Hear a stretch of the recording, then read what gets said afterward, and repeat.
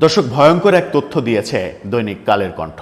তারা বলছে যে দেশে একের পর এক কলকারখানা বন্ধ হচ্ছে এবং সেই কলকারখানা বন্ধের যে হিস্ট্রি তারা দিয়েছে সেটা ভয়াবহ। সেই ভয়াবহ চিত্র বলে দিচ্ছে যে আমাদের সমাজে এই মুহূর্তে এই ঘটনার পরিপ্রেক্ষিতে লক্ষ লক্ষ বেকারের জন্ম হয়েছে, যে বেকার মানুষগুলো পেটের তাগিদে অন্য পথে, খারাপ পথে, নৈরাজ্যের পথে চলে যাচ্ছে কেউ কেউ, বাকিরা চলে গেলেও অবাক হওয়ার কিছু থাকবে না। অর্থাৎ দেশে একটা নৈরাজ্যকর পরিস্থিতি তৈরি হওয়ার জন্য কলকারখানা, শত শত কলকারখানা বন্ধ হয়ে যাওয়া একটা বড় কারণ হতেই পারে। কি বলছে কালের কণ্ঠ? কি হচ্ছে আদতে দেশে?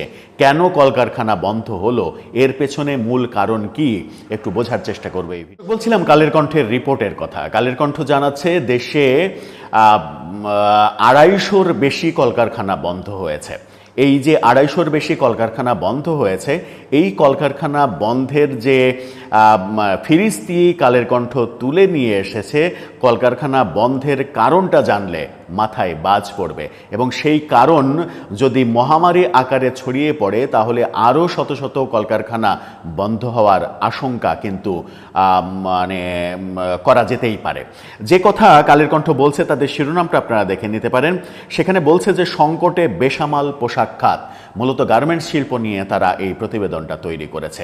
সেখানে রিপোর্টে উঠে এসেছে, এই শিরোনামের পাশাপাশি আপনারা তাদের ওই ফটোকার্ডটা স্পেশালি দেখুন। সেখানে তারা বলছে গত 14 মাসের যেটা চিত্র, এই সরকারের আমলের যে সময়, সেই সময়ে গত 14 মাসের যেটা চিত্র, বিজিএমইএ বলছে যে 182টি কারখানা বন্ধ হয়েছে। শিল্প পুলিশ বলছে 258টি কলকারখানা বন্ধ হয়েছে।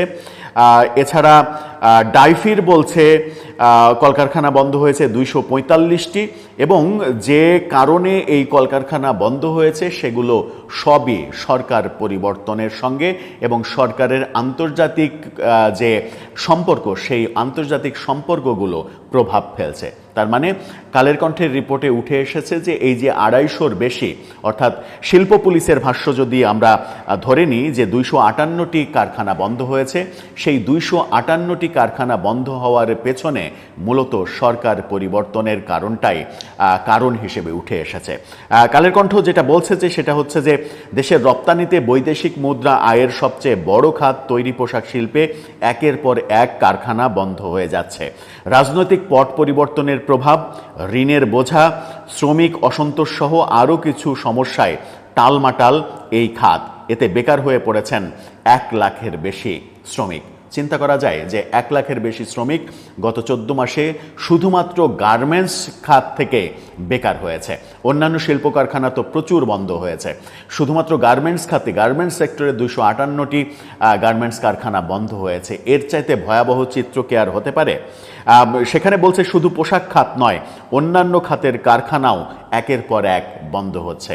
গার্মেন্টস খাতে 258টি বন্ধ হলে অন্যান্য খাত মিলিয়ে সেই সংখ্যা যে 258-র চাইতে আরও বেশি, অনেক বেশি হবে সেটা সহজেই অনুমান করা যায়।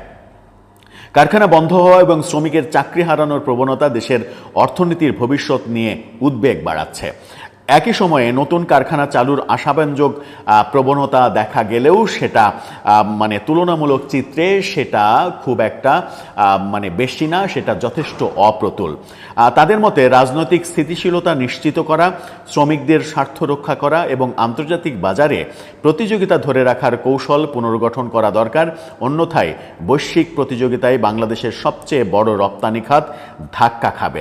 এখন যে চিত্রটা, আবার আপনারা ওই চিত্রে যান, সেখানে বন্ধ হওয়ার কারণ হিসেবে যেটা বলা হচ্ছে একেবারে স্পেসিফিক, সেখানে বলা হচ্ছে রাজনৈতিক পট পরিবর্তন এক নাম্বার কারণ।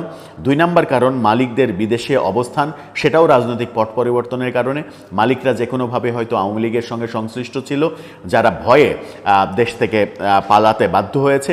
3 নাম্বার ব্যাংক ঋণের জটিলতা, অর্থাৎ ব্যাংকগুলো সঠিকভাবে কারখানাগুলোকে ঋণ দিতে পারছে না। 4 নাম্বার বৈদেশিক কার্যাদেশ না পাওয়া, অর্থাৎ বিদেশি অর্ডার বন্ধ হয়ে যাচ্ছে একের পর এক। তার মানে বাংলাদেশের সঙ্গে যে আন্তর্জাতিক সম্পর্কের ব্যাপার, সরকারের যে কর্মটা, সেই কর্মে সরকার ব্যর্থ হচ্ছে। এরপরে হচ্ছে যে ঋণপত্র মানে এলসি জটিলতা, ব্যাংকে এলসি খুলতে গিয়ে জটিলতা তৈরি হচ্ছে, ডলার পাওয়া যাচ্ছে না, নানা রকমের জটিলতায় এলসি খোলা যাচ্ছে না। এবং সর্বশেষ কারণ হিসেবে দেখা যাচ্ছে শ্রমিক অসন্তোষ। শ্রমিক অসন্তোষ বাংলাদেশের রেগুলার ব্যাপার, সেটা এই সরকারকে দায়ী করে লাভ নাই, এটা সব সরকারের আমলেই কমন ব্যাপার। সেই কারণে শ্রমিক অসন্তোষের ব্যাপারটা এই সরকারের ব্যাপার নয়। কিন্তু বাকি যে ব্যাপারগুলো এই ভয়াবহ পরিস্থিতি তৈরি করছে। সেখানে বলা হচ্ছে রাজনৈতিক পট পরিবর্তনের কারণেই শুধুমাত্র প্রথম 5 আগস্টের পরপরই একযোগে 57টা কারখানা বন্ধ হয়ে গেছিল প্রথম ধাক্কায়। এরপরে একে একে গত 14 মাসে 258টি গার্মেন্টস ফ্যাক্টরি বন্ধ হয়েছে, যাতে চাকরি হারিয়েছে 1,04,000 মানুষ। 1,04,000 মানুষ যারা চাকরি হারিয়েছেন, তারা তাদের পেটের ভাতের জন্য খারাপ পথ বেছে নেবে, তারা চুরি ছিনতাই করবে, তারা ডাকাতি করবে, রাহাজানি করবে, অনেক কিছুর সঙ্গে জড়িত। এবং গাজীপুর অঞ্চলে ছিনতাই, রাহাজানি, চুরি এগুলো বন্ধ হয়ে যাওয়ার অন্যতম কারণ হিসেবে দেখা হয় গার্মেন্টস ফ্যাক্টরি একের পর এক বন্ধ হয়ে শ্রমিক বেকার হয়ে যাওয়াকে। এর থেকে বেরিয়ে আসার কোনো পথ আদৌ আছে কিনা, কিংবা আমরা সত্যিই কোন পথে যাচ্ছি? সংস্কারের কথা বলছি, সংস্কার সংস্কার সংস্কার বলে 3 বেলা আমরা মুখে ফেনা তুলছি, কিন্তু এই যে কারখানা বন্ধ হওয়ার চিত্র আমাদেরকে কি মেসেজ দিচ্ছে? সত্যিই কি ভালো মেসেজ দিচ্ছে? দর্শক, আপনার মতামত জানিয়ে লিখতে পারেন আমাদের কমেন্ট বক্সে।